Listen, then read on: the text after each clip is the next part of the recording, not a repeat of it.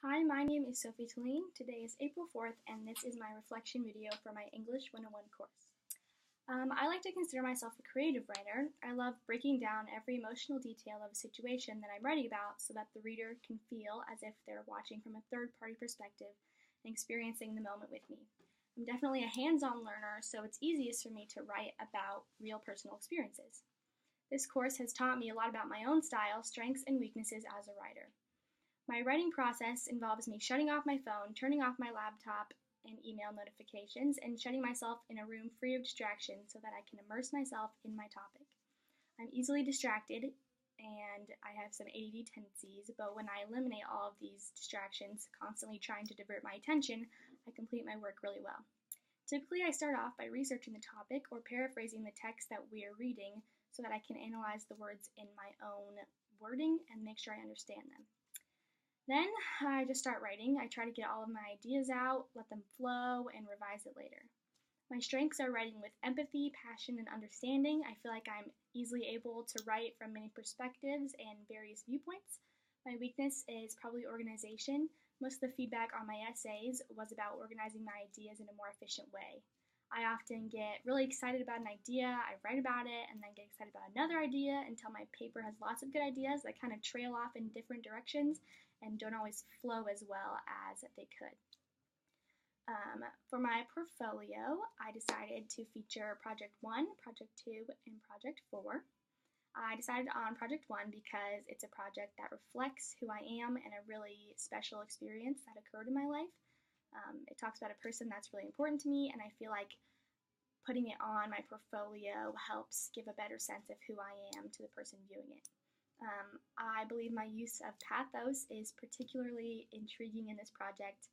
It highlights my ability to write with emotion.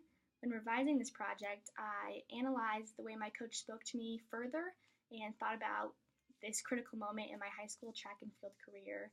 I originally only wrote about the rhetorical choices that I made. I didn't consider the ones that he was making in the situation.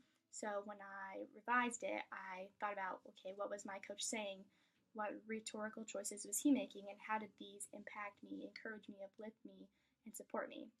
Furthermore, I synthesized these things he said and evaluated the way that they impacted me, and this was me using the outcome of critical thinking throughout this process.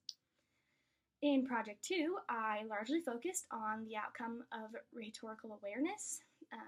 I picked this project because I think it really highlights my ability to write about a topic with passion and excitement. However, my essay was more of a summary and less of a synthesis. So in my revision process, I noticed that my paragraphs didn't make a lot of sense, and I worked on giving each of my paragraphs essential meaning and topic instead of letting them trail off in different directions. And in Project 4, I decided to showcase it because it was a really interesting topic that I put a lot of work into. I was changing my thesis and ideas to try to make it make more sense, and I put a lot of time into making it understandable because I thought it was a really important topic and I wanted to make it work even though it was difficult.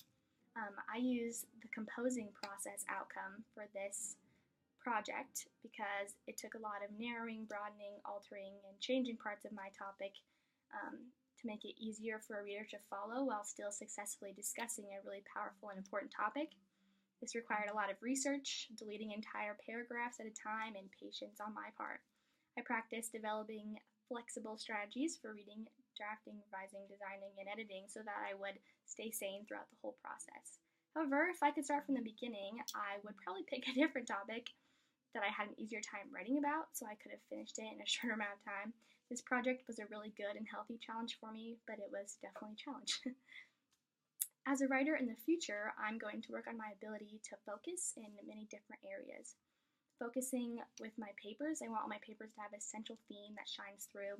I feel like writing a paper is like shining a light through a gem, and no matter what angle you tilt it at, the central light should always shine through, and this is similar to the theme of a topic of a paper. I want my papers to have a clear and concise meaning, a theme of the paper, and my paragraph topics and organizations to be those different angles that still shine through the central theme. I worked on this in paragraph 2 of Project 2.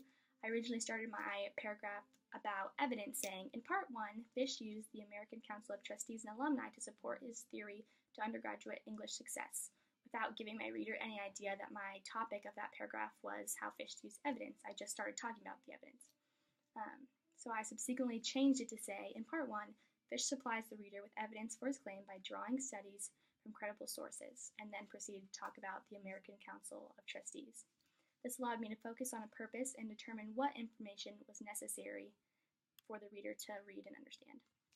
I also practiced this focus again in Project 4 by narrowing my thesis, like I discussed earlier, so that it was easier to follow. My original thesis was how have commercials shaped Western women's idea of body image from the 1950s until now, and I quickly realized that came with a difficulty of finding commercials from the 50s through WSU Search It and online, and I would have to describe the commercials in words, and it just became really complicated and difficult to pull sources from. So I changed my thesis to how has Calvin Klein catered to the changing beauty standards of women from the 1950s until now. Following one brand in particular, like Calvin Klein, made a paper that was much easier as an author to write, and I feel like much easier to follow as a reader because it kind of keeps that organization in one area. Lastly, regarding focus, I'm going to not only focus on my writing organization, but focus my time. Good papers are a lot like relationships with friends. To make them good, you have to intentionally set aside time where you can give them your undivided attention so that your relationship can grow. And with writing, I need to set aside time where I can give my topic and paper undivided attention so that my paper can grow. And when that happens, my paper is going to go from okay to really good. This class has given me tools to be successful at writing in the future, and I'm excited to apply the tools that I've been given in English 101 throughout my college career.